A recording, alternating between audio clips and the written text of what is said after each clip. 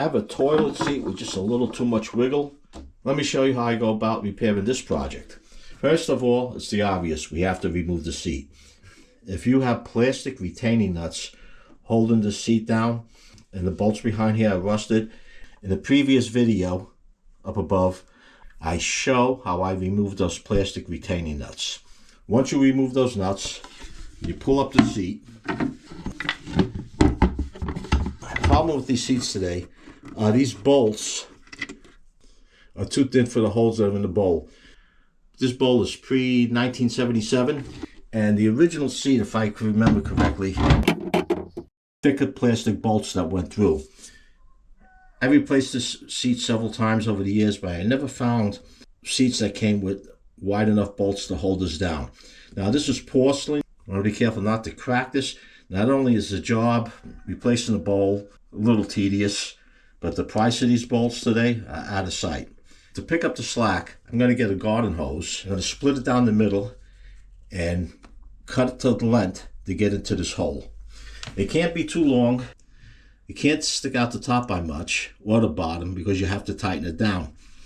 I just want enough to pick up that slack. So I'm going to split this hose. I'm going to cut this hose to size, split it.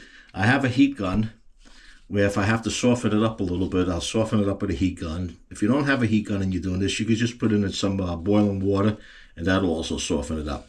So I'm just going to go split it with a razor blade right now. Then I'm going to size it up for the holes and we'll proceed from there. Okay, this is what I came up with. I had to cut it a few times, fidget around with it to get it to the right diameter. First time I did it, it was a little too tight for the bolt to get in and I had to trim it down a little bit.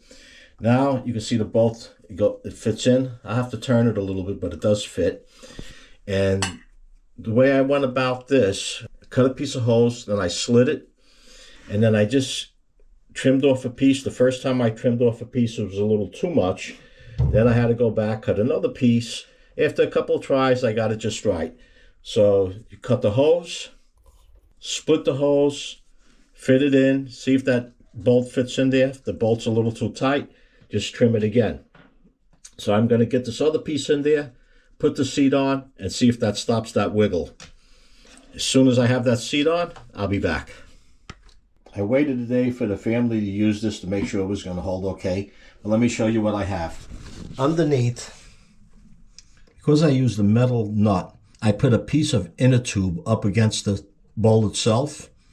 Then I used a washer, then a smaller washer behind that washer, and then the nut to hold it in place. That's how it's holding there. I did this on both sides. And we can see now, we don't have that wiggle. The only movement you see right now is the movement that's in this joint. The stationary part of the hinge is not moving. It's just the wiggle that's in here. But the sleigh ride you used to get when you sat on a seat is now over. That's a wrap. If you have any questions or comments, post them down below. If you enjoyed the video, give it a like. It does help. And if you haven't done so already, subscribe. Hit that Joe Z button. And to see more of my DIY videos as I upload them, be sure to ring that bell. Until next time, stay safe.